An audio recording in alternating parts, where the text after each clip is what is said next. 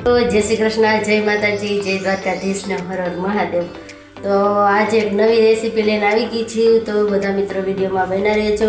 આપણે આજે બનાવવાનું છે ચણાના લોટનું ઝારાવાળું ગાંઠિયાનું શાક દેશી।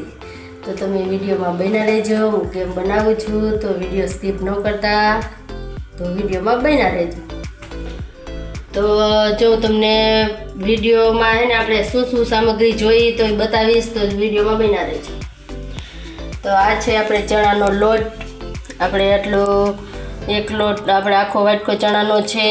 તો આ છે આપણે હિંગ, આ છે આપણે રાઈ, આ છે આપણે જીરું, આ છે ધાણા જીરું, આ છે આપણે કાશ્મીરી સૂકેલું મરચું, તો આ છે આપણે એટલી લસણની કરીને, આ છે હળદર, ના આપણે છે વઘાર માટે આપણે છાશ એક રાખી છે આપણે, તો છાશવાળું શાક બનાવવાનું છે।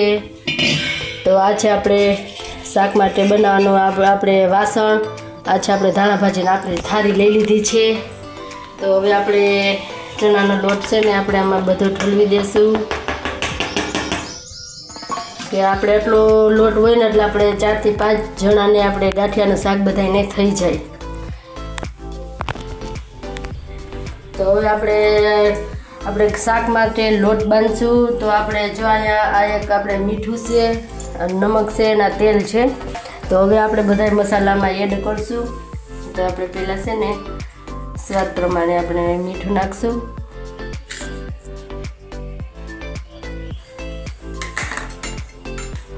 પછી એમાં હળદર એડ કરશું,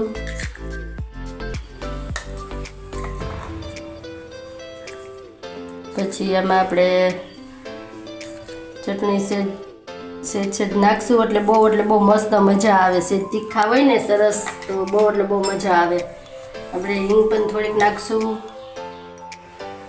તો આપણે એમાં સેજ તેલ પણ નાખશું, આપણે સેજ જરીક નાખવાનું। તો હવે આપણે છે ને લોટ બાંધવાનો છે પાણીથી, બહુ મસ્ત। તમે આ શાક ખાઓ એટલે આંગળા ચાટતા રહી જાઓ, એવું શાક બને મસ્તીનું આપણે હાઈ ક્લાસનું। તો આ આપણો જો મસ્ત આપણે છે ને મસ્ત ઘૂંટીને મસ્ત લોટ બાંધવાનો છે। તો આપણો જો લોટ મસ્ત કમ્પ્લીટ થઈ ગયો છે શાક માટે। તો હવે આપણે શાક વઘારવા માટે તેલ મૂકી દઈશું, તમે જોઈ શકો છો। તો હવે આપણે આમાં હંમેશા છે ને આપણે તેલ થોડુંક ઝાઝું રાખવાનું છે, કારણ કે આમાં ગાંઠિયા હોય એટલે આપણે થોડુંક તેલ ઝાઝું રાખવાનું છે। તો હવે આપણે છે ને તેલ થઈ જાય આપણે ગેસ કરી નાખવાનો ધીમે તાપે તેલ થવા દેવાનું છે। તો આ છે આપણે હવે લસણ, તો હવે આપણે છે ને લસણ ખાંડી નાખશું।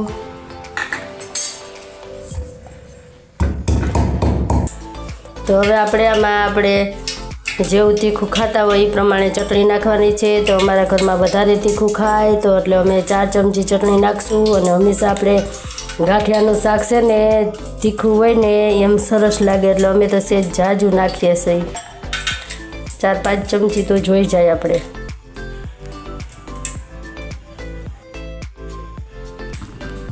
હાલો, તો આપણે જો તેલ આવી ગયું છે, તો હવે આપણે એમાં નાખશું જીરું। તો હવે આપણે નાખશું રાઈ,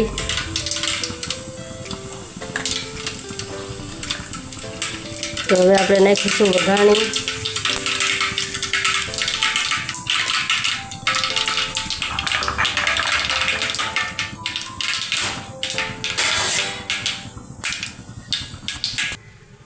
તો આપણે છે ને મિત્રો વઘાર બહાર નહીં જવા દેવાનો, એ રીતના વઘાર કરવાનો છે આપણે। આ છાશવાળી લસણવાળી ચટણી છે, તો તમે જોઈ શકો છો।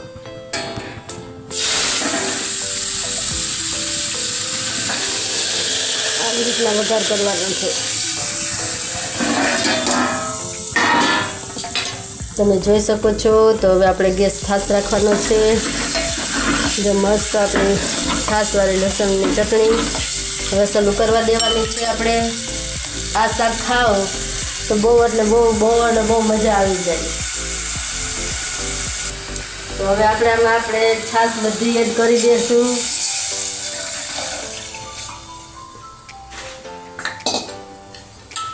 છાશવાળું ગાંઠિયાનું શાક થાય એક દાણ એટલે આંગળા ચાટતા રહી જાવ તમે.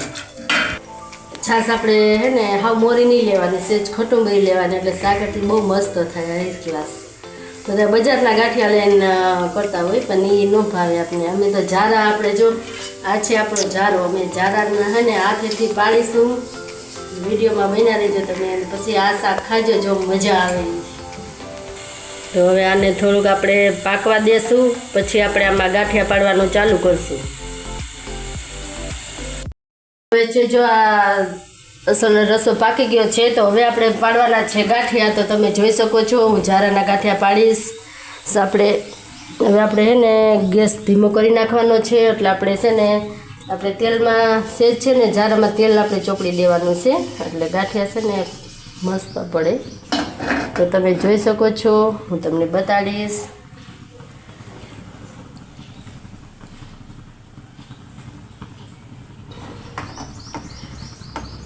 જો આવી રીતના આપણે ગાંઠિયા પાડવાના છે, તમે જોઈ શકો છો.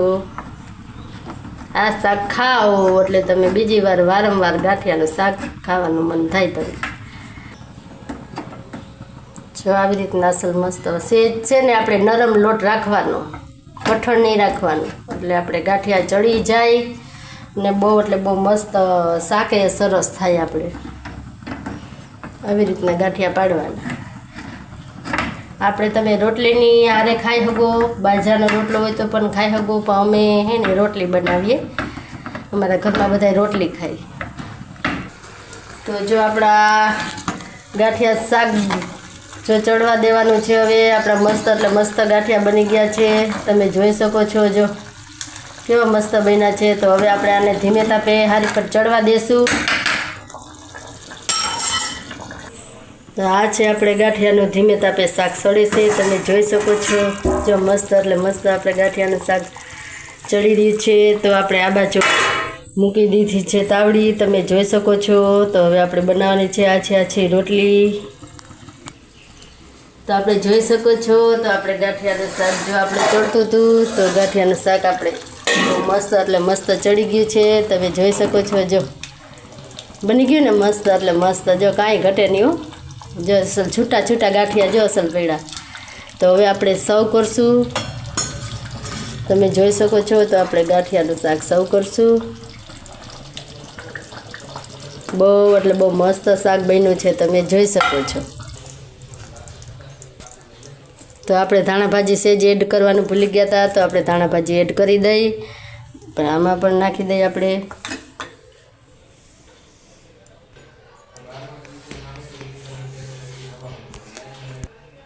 તો તમે જોઈ શકો છો. તો આપણે થાળી છે ને થઈ ગઈ છે કમ્પ્લીટ.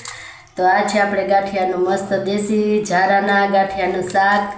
તો આ છે આપણે રાયતા મરચાં, આ છે આપણે ડુંગળી, આ છે ટમેટા, અને આ છે આપણે આછી રોટલી, અને આ છે આપણે ઠંડી છાશ. તો હવે મિત્રો કાંઈ એટલે કાંઈ આમાં ઘટે નહીં. તો તમને અમારી રેસીપી કેવી લાગી? આપણે જારાના ગાંઠિયાનું શાક બનાવ્યું છે, તો કોમેન્ટ બોક્સમાં કહેજો તમને કેવું ભાવે છે. અમે આવી રીતના બનાવીએ છીએ, તમે કેવી રીતના બનાવજો, ને તો ચોક્કસ આવી રીતના ગાંઠિયાનું શાક બનાવજો. તો હમણાં અમારા કાજલબેન તમને ટેસ્ટ કરીને બતાવશે. તો હાલો અમારા કાજલબેન જમવા બેસી ગયા છે, એને અમે કંઈક નવીન બનાવે એટલે હોની મોર અમારા બેનબા જમવા બેસી જાય. તો હવે તમને ટેસ્ટ કરીને બતાવશે કે કેવું તમને છે ને લાગ્યું છે બધું મસ્ત. હમણાં કાજલબેન કહેશે. તો મિત્રોમાં મમ્મીએ જો જમવાનું બનાવી લીધું છે, હવે બપોર જમવાનો સમય પણ થઈ ગયો છે. તો હવે હું મમ્મીને ટેસ્ટ કરીને કહીશ કે શાક કેવું બન્યું. મને એને ગાંઠિયાનું શાક તો બહુ ભાવ્યો. બેનબા અમારા અમે બપોરે થઈ ગયા એટલે ભૂખા તો થયા જ હોય.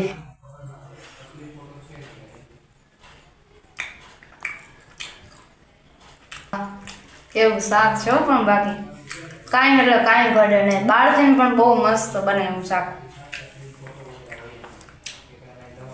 એની સાથે ઠંડી ઠંડી છાશ.